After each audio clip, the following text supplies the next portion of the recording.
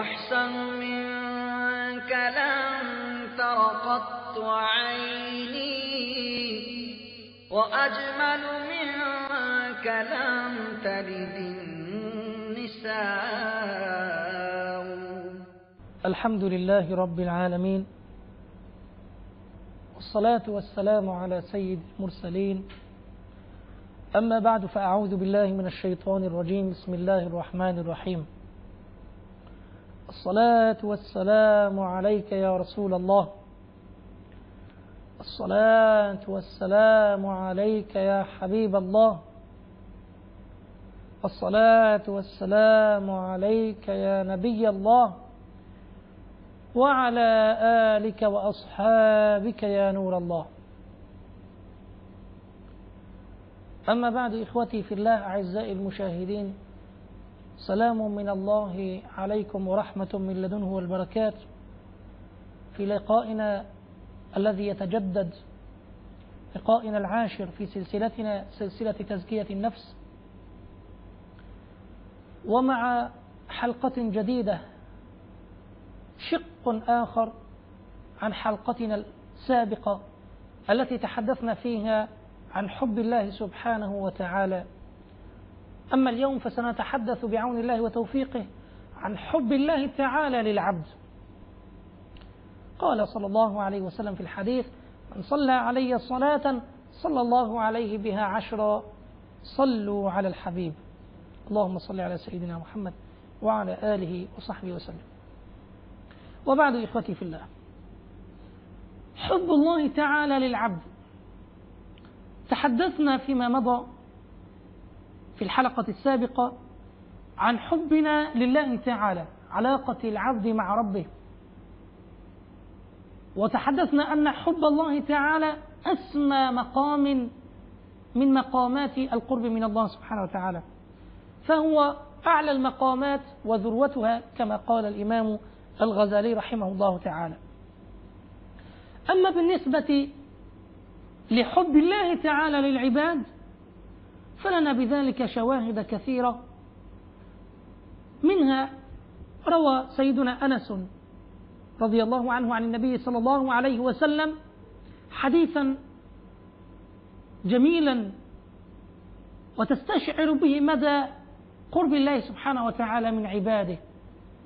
قال صلى الله عليه وسلم: إذا أحب الله تعالى عبدا لم يضره ذنب، والتائب من الذنب كمن لا ذنب له.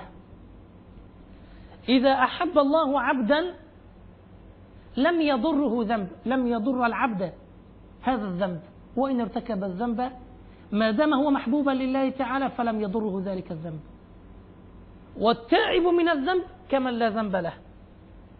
ثم تلا رضي الله عنه وأرضاه قول الله سبحانه وتعالى: إن الله يحب التوابين ويحب المتطهرين. هناك ترابط أظنكم قد استشعرتم به إخوتي في الله. إذا أحب الله عبدا لم يضره ذنب، وإن وقع بالذنب ما دام هو محبوبا لله. متى يكون هذا الحب إذن؟ حينما يتحقق بشرط التوبة. قال تعالى: إن الله يحب التوابين ويحب المتطهرين. إذا كان عبد تائب إلى الله وملح بالتوبة على الله، وإن وقع بالذنب مرة أخرى فهو حبيب لله، فلم يضره الذنب إن وقع فيه مرة أخرى ما دام في صلة دائمة بالتوبة مع الله سبحانه وتعالى. قال الإمام الغزالي رحمه الله تعالى في إحياء علوم الدين، قال: ومعناه أنه إذا أحبه تاب عليه. إذا أحب الله عبدا أي تاب عليه من ذنبه، وإن عاد ووقع فيه مرة أخرى، يعني إن وقع العبد في الذنب مرة أخرى. قال رحمه الله: إذا أحبه تاب عليه قبل الموت. التوبة النصوحة تأتي قبل الموت، فلم تضره الذنوب الماضية وإن كثرت، كما لا يضر الكفر الماضي بعد الإسلام. إنسان كافر وكان يرتكب ما يرتكب، إن أسلم هل يحاسب على ما مضى قبل إسلامه؟ لا، الإسلام يجب ما قبله، فكذلك التوبة تجب ما قبلها من الذنوب. فإذا تعلق بحبل التوبة مع الله سبحانه وتعالى أصبح حبيبا لله، وإذا أصبح حبيبا لله تاب الله عليه حتى قبل أن يموت، فجعل يختم له بالتوبة قبل مماته. اللهم ارزقنا توبة قبل الممات يا أرحم الراحمين، واجعلنا من الذين صدقوا في محبتهم وفي توبتهم إليك يا الله.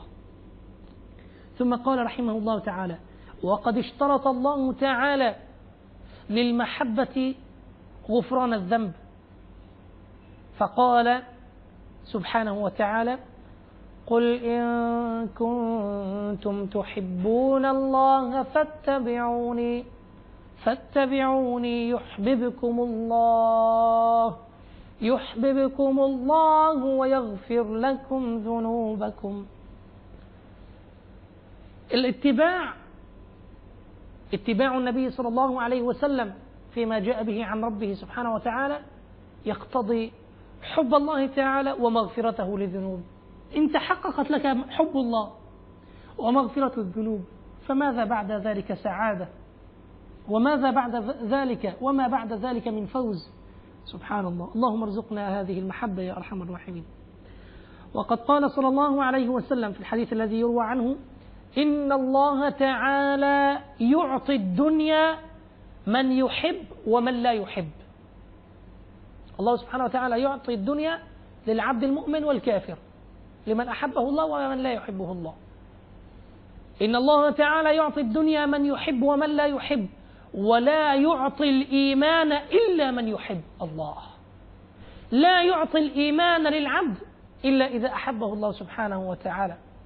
وقد ورد أحاديث عن النبي صلى الله عليه وسلم في محبة الله سبحانه وتعالى للعبد، فمنها ما رواه سيدنا أبو هريرة رضي الله عنه في الحديث القدسي الذي يروي عن النبي صلى الله عليه وسلم قال الله تعالى: ولا يزال العبد يتقرب إلي بالنوافل حتى أحبه. لا إله إلا الله. انظر هذه المعاني الجميلة. وما يزال عبدي يتقرب إلي بالنوافل، تتقرب إلى الله بطاعتك إليه، فإذا تقربت إليه أحبك. قال تعالى: حتى أحبه، فإن أحببته، الله استشعر هذا المعنى، كنت سمعه الذي يسمع به، وبصره الذي يبصر به، ويده التي يبطش بها، ورجله التي يمشي بها، ولئن سألني لأعطينه، ولئن استعاذني لأعيذنه، أو كما قال صلى الله عليه وسلم. لا إله إلا الله. كل هذه الثمار تجنى من شجرة حب الله سبحانه وتعالى. ما إن زرعت شجرة الحب بينك وبين الله سبحانه وتعالى أثمرت عنها فيوضات من الله جل في علاه.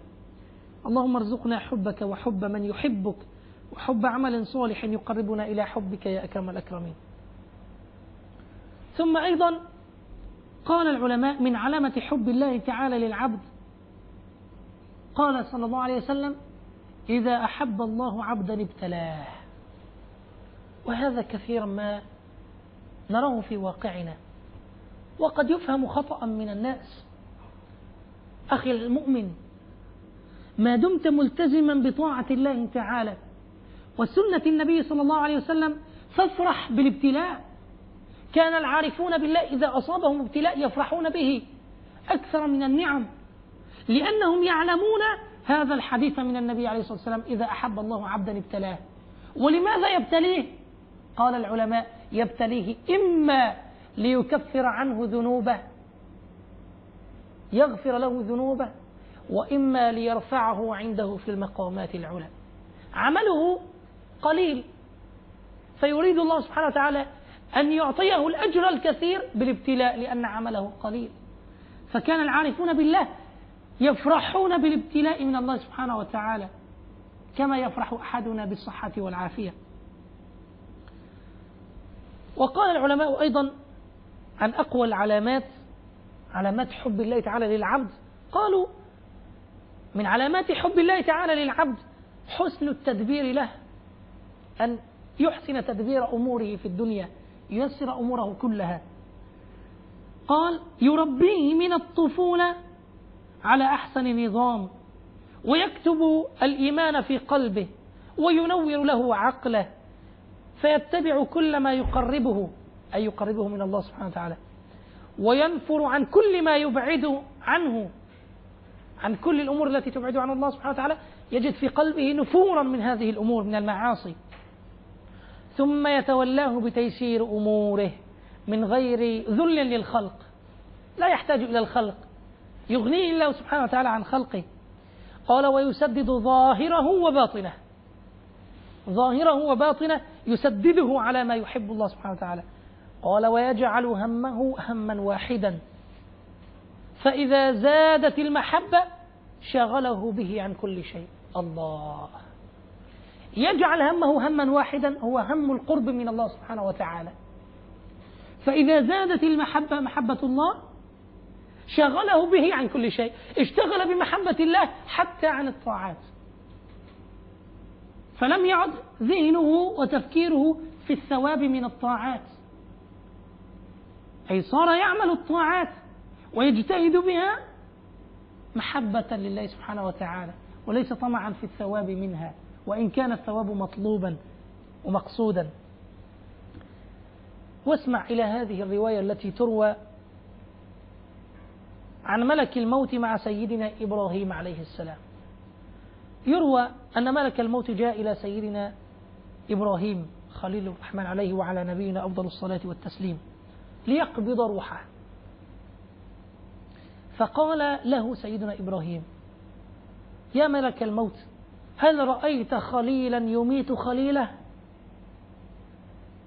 فأوحى الله تعالى إلى سيدنا إبراهيم، كان الجواب من الله سبحانه وتعالى يا إبراهيم هل رأيت حبيبا يكره لقاء حبيبه؟ يا إبراهيم هل رأيت حبيبا يكره لقاء حبيبه؟ فقال سيدنا إبراهيم لملك الموت يا ملك الموت اقبض اقبض. استشعر معنى الحب لله سبحانه وتعالى، عرف أن الموت هو الذي يقربه من الله سبحانه وتعالى. صلى الله عليه وعلى سيدنا محمد وعلى آله وصحبه وسلم. صلوا على الحبيب صلى الله عليه وسلم. قال العلماء فمحبة الله للعبد تقريبه من نفسه. محبة الله للعبد من علاماتها أن يقربه من نفسه، أن يقرب العبد من الله سبحانه وتعالى. كيف؟ قالوا بدفع الشواغل والمعاصي عنه، الأمور التي تشغله عن الله سبحانه وتعالى يدفعها عنه سبحانه ويبعده عن المعاصي. قالوا وتطهير باطنه عن كدورات الدنيا ورفع الحجاب عن قلبه حتى يشاهده كأنه يراه بقلبه. الله، أن يستشعر معنى حديث النبي عليه الصلاة والسلام حينما سأله سيدنا جبريل عن الإحسان فقال له أن تعبد الله كأنك تراه فإن لم تكن تراه فإنه يراك. حال المراقبة، حال القرب، حال المشاهدة كما يسميه العلماء. أن يرفع الحجاب عن القلب فلا يرى القلب إلا الله سبحانه وتعالى، لا إله إلا الله. وقد ورد عن علامات الحب من الله سبحانه وتعالى أيضا إذا أحب الله تعالى عبدا ابتلاه فإن صبر اجتباه فإن رضي اصطفاه. الله أكبر، انظروا إلى هذه المرتبة، قبل كل شيء يبتليه، ثم إن صبر هذا العبد على الابتلاء يجتبيه الله سبحانه وتعالى، فإن ارتقى ورضي بهذا الأمر قالوا يصطفيه سبحانه وتعالى. وقال بعض العلماء إذا رأيتك تحبه ورأيته يبتليك فاعلم أنه يريد أن يصافيك. إذا رأيت نفسك تحب الله سبحانه وتعالى وتشتاق إلى لقائه ورأيت بالمقابل أنك تبتلى فاعلم أنه يصافيك سبحانه وتعالى، يريد أن يصفيك من ذنوبك التي وقعت بها. وقد قال صلى الله عليه وسلم إذا أحب الله عبدا جعل له واعظا من نفسه وزاجرا من قلبه يأمره وينهاه، أو كما قال عليه الصلاة والسلام. أيضا من علامات حب الله تعالى للعبد أن يجعل له واعظا من نفسه وزاجرا من قلبه يأمره وينهاه، لا يحتاج إلى أحد يعظه ويأمره وينبهه، بل يستشعر ذلك من قلبه.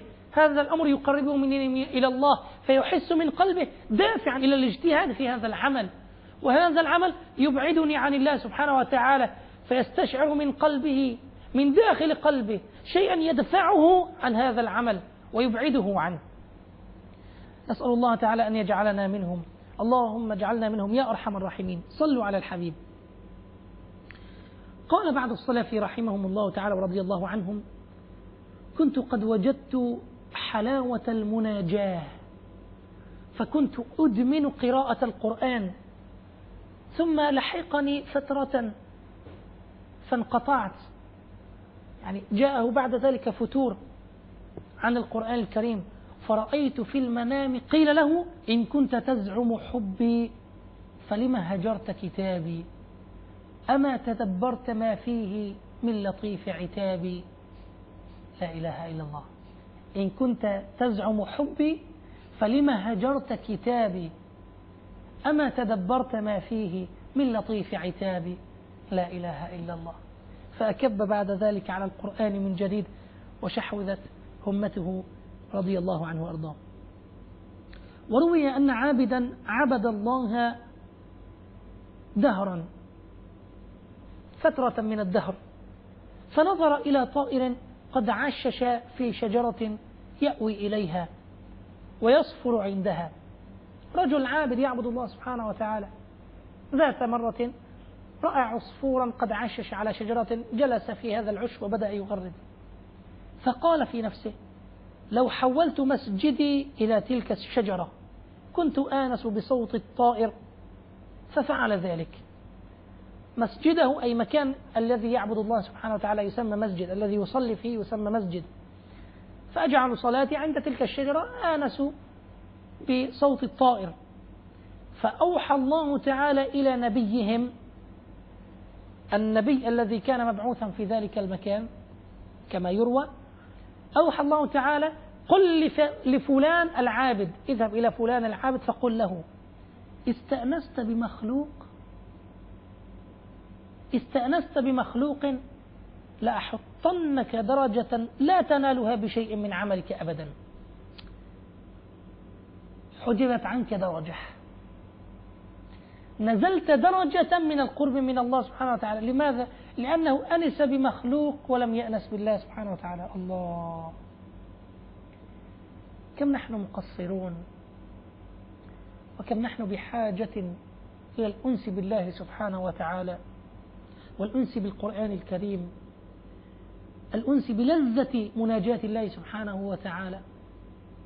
اللهم ارزقنا هذه اللذة يا أرحم الراحمين، واجعلنا من الذين يتمسكون بها قولا وفعلا ظاهرا وباطنا يا أرحم الراحمين. قال العلماء: ومتى غلب الحب والأنس صارت الخلوة والمناجاة قرة العين.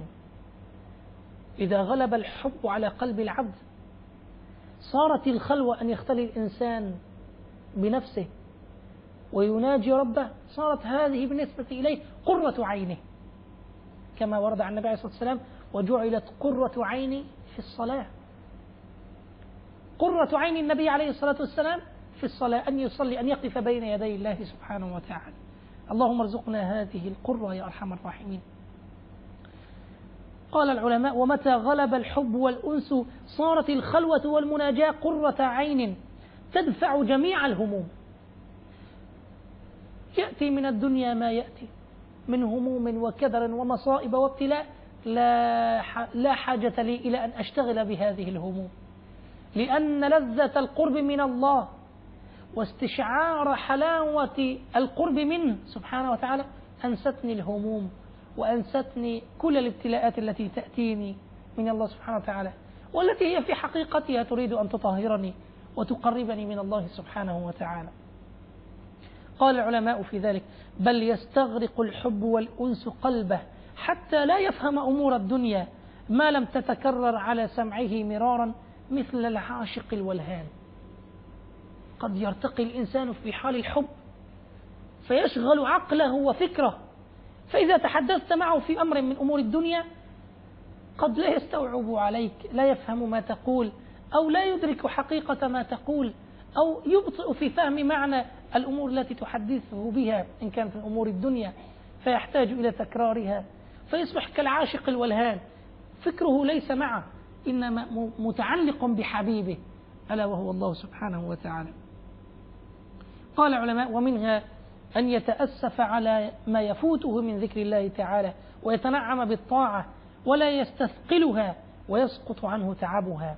الله يتحسر على وقت غاب فيه عن ذكر الله سبحانه وتعالى، يتحسر عن وقت غاب فيه عن صلاة الجماعة، يتحسر عن وقت أفطر فيه في رمضان، يتحسر عن وقت قصر فيه في سنة النبي صلى الله عليه وسلم، ويتنعم يرى نعيمه بالطاعة لله سبحانه وتعالى، بل لا يرى أبدا تعبا ومشقة في طاعته ووقوفه بين يدي الله سبحانه وتعالى. قال الإمام الجنيد رحمه الله تعالى: علامة المحبة محبة الله سبحانه وتعالى دوام النشاط، فإن المحب لا يستثقل السعي في مراد محبوبه ويستلذ خدمته بقلبه إن كان شاقا على بدنه، وكل حب قاهر لا محالة، فمن كان محبوب أحب إليه من الكسل ترك الكسل في خدمته، وإن كان أحب إليه من المال ترك المال في حبه. كلام بليغ يحتاج إلى تفصيل وتوضيح كثير، لكن نرى فيه إشارات على أن حب الله سبحانه وتعالى، هذه العلاقة المتبادلة بين حب الله وحب الله لك، تنسي وتزيل أي علاقة من علاقات الدنيا وأي ممتلكات من الممتلكات، إن كانت مالا أو كانت أولادا أو كانت متاعا، أو حتى تستطيع أن تقول حينما ترتقي بالحب مع الله سبحانه وتعالى ينشط بدنك للعبادة ولا يكسل أبدا ولا يفتر أبدا عن طاعته سبحانه وتعالى، بل يجد هذه اللذة في الطاعة. ثم بعد ذلك يقول العلماء: هناك خوف يكون عند المحبوبين، عند الذين يحبون الله سبحانه وتعالى، لأنهم يعرفون أن الله تعالى يحبهم، فهم يخافون من مخاوف، لديهم مخاوف.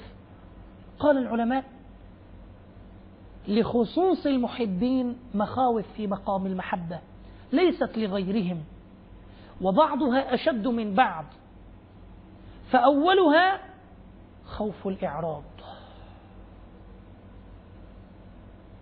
3 مخاوف، أول هذه المخاوف خوف الإعراض، يخافون أن يعرضوا عن طاعة الله سبحانه وتعالى، أن تنزع من قلبهم حب الطاعة لله تعالى فيعرضون عن طاعة الله، هذا الذي يخافونه في البداية. ثم أشد منه قال العلماء خوف الحجاب، يخافون أكثر من ذلك أن يحجبوا عن الله سبحانه وتعالى يوم القيامة. ثم قال الأشد من ذلك وذاك، قال العلماء خوف الإبعاد، أن يبعدوا عن رحمة الله سبحانه وتعالى أو عن القرب منه سبحانه وتعالى. فهذه المخاوف الثلاث، خوف الإعراض عن طاعة الله، خوف الحجاب عنه سبحانه وتعالى، وخوف الإبعاد عنه، هذه المخاوف الثلاثة خاصة هي للمحبين الذين يحبون الله سبحانه وتعالى ويحبهم الله سبحانه وتعالى. قالوا: ومنها أيضا كتمان الحب واجتناب الدعوة والتوقي من إظهار الوجد والمحبة تعظيما للمحبوب وإجلالا له وهيبة وغيرة على سره، فإن الحب سر من أسرار الحبيب، وقد يقع المحب في دهش أو دهش وسكر فيظهر عليه الحب من غير قصد فهو في ذلك معذور. ما معنى هذا الكلام؟ قد ترى إنسانا يأتيه وجد في حال حب لله سبحانه وتعالى فيتصرف تصرفات إن نظر إليها شخص عاقل يقول هذه التصرفات ليست سليمة وليست صحيحة، لكنها جاءت رغما عنه، فهو في حال وجد وقرب وحال وله ودهش كما يسميه العلماء أو سكر مع المحبوب مع الله سبحانه وتعالى، فما إن يظهر منه تصرفات لا يلام عليها، هذه التصرفات لا يجب أن يلام عليها. وقال في ذلك بعض العلماء: ومن قلبه مع غيره كيف حاله، ومن قلبه مع غيره كيف حاله، ومن سره في جفنه كيف يكتم. الله، لاحظ هذا المعنى أخي العزيز، ومن قلبه مع غيره كيف حاله، الذي يكون بعيدا عن الله وقلبه مع غير الله سبحانه وتعالى كيف يكون حاله. ومن سره، السر بينه وبين الله، في جفنه كيف يكتم. الله، الذي يرى بعينه القرب من الله سبحانه وتعالى، أنوار الإفاضات التي تأتيه من الله سبحانه وتعالى، كيف يستطيع أن يكتمها ولا يظهر ردة فعله عن هذه الأسرار أو الفيوضات التي تأتيه من الله سبحانه وتعالى؟ أسأل الله العظيم رب العرش العظيم أن يجعلنا من الذين تحققوا بمعنى الحب، وأن يرزقنا حبه سبحانه وتعالى. اللهم يا أرحم الراحمين، يا أكرم الأكرمين، يا أجود الأجودين، نسألك اللهم حبك وحب من يحبك وحب عمل صالح يقربنا إلى حبك يا أكرم الأكرمين. اللهم طهر قلوبنا وألسنتنا وأعيننا وآذاننا وأجسادنا من كل ما لا يرضيك يا الله. إله ارزقنا طاعتك، ارزقنا محبتك، ارزقنا لذة القرب والوقوف بين يديك. اللهم ارزقنا حب الطاعات، اللهم اجعل قرة أعيننا في طاعتك. إلهنا وسيدنا وخالقنا، نحن مقصرون، نحن مسيئون. إلهنا وسيدنا وخالقنا يا الله، تعلم حالنا ومكاننا، لا يخفى عليك شيء من أمرنا، لا يسعنا إلا رحمتك وجودك يا الله. نقر بذنوبنا وتقصيرنا إلهنا، نحن المسيئون، نحن المقصرون، لكنك أنت أرحم الراحمين وأجود الأجودين. أسألك أن تغفر لنا وتتوب علينا. اللهم اغفر لنا وتب علينا، اللهم اغفر لنا وتب علينا يا تواب يا تواب يا تواب. لا تكلنا إلى أنفسنا طرفة عين ولا أقل من ذلك. اغفر اللهم لنا ما قدمنا وما أخرنا وما أسررنا وما أعلنا وما أنت أعلم به منا، أنت المقدم وأنت المؤخر، لا إله إلا أنت سبحانك إني كنت من الظالمين، وأنت رب العرش العظيم. اللهم اغفر لنا ولإخواننا الذين سبقونا بالإيمان، لا تجعل في قلوبنا غلا للذين آمنوا، ربنا وتقبل دعاء. ربنا لا تزغ قلوبنا بعد إذ هديتنا وهب لنا من لدنك رحمة إنك أنت الوهاب. ربنا آتنا في الدنيا حسنة وفي الآخرة حسنة وقنا عذاب النار. اغفر اللهم لنا ولوالدينا ولمشايخنا ولأرباب الحقوق علينا ولمن علمنا ولمن وصانا بدعاء الخير، وارحم بفضلك كافة أموات المسلمين أجمعين، وصل على من أرسلته رحمة للعالمين صلاة ترضيك وترضيه وترضى بها عنا يا أرحم الراحمين. سبحان ربك رب العزة عما يصفون، وسلام على المرسلين والحمد لله رب العالمين. لا إله إلا الله سيدنا محمد رسول الله. أحسن منك لم تر قط عيني، وأجمل منك لم تلد النساء.